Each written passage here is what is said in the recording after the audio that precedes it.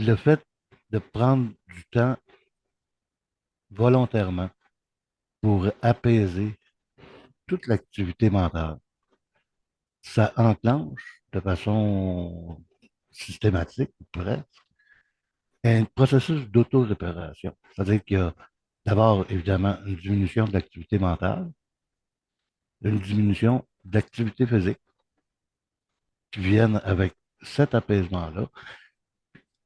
Ce faisant, ça amène automatiquement le processus d'auto-réparation à s'enclencher. Qu'est-ce qui se répare? Ben, il se répare les dommages accumulés par le stress au fil des années. Puis notre système, généralement, va aller travailler sur ce qu'il y a à travailler. C'est ça là qui est bien, bien brillant, notre système. Donc, ce qui s'auto-répare, ben, c'est ce qui a besoin d'être auto-réparé. Fait qu'on arrive avec une diminution des effets accumulés par le stress. Pendant ce processus-là, il peut arriver qu'il y ait un accroissement de l'activité physique, un accroissement ou une baisse de l'activité mentale.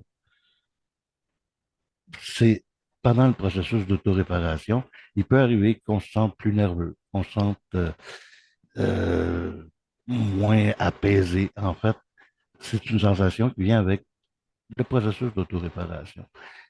De l'autre côté, il peut arriver un accroissement de l'activité mentale ou une baisse d'activité mentale, style la somnolence. Quand on est en train, on sent une somnolence, on n'est pas en train de rater notre méditation. C'est un des effets possibles du processus d'autoréparation. Cette autoréparation-là va aller de plus en plus profondément. Plus on atteint un niveau d'apaisement profond, par exemple, si on met ça de 1 à 10, plus les effets accumulés par le stress qui sont visés par le processus d'autoréparation deviennent profonds. Alors, le fait de pratiquer régulièrement, puis sur une période de temps minimale, 2 minutes, ça peut faire du bien pour un problème précis. Tu sais, j'ai un problème, je me sens bien, bien stressé aujourd'hui. Je m'apaise, je fais ça 3 minutes, c'est excellent. Mais dans la pratique formelle, on calcule qu'une vingtaine de minutes, c'est une belle période pour arriver à se détendre d'une façon maximale. Quand on parle de détente, on parle de réussir à canaliser notre attention. Si on y va, par exemple,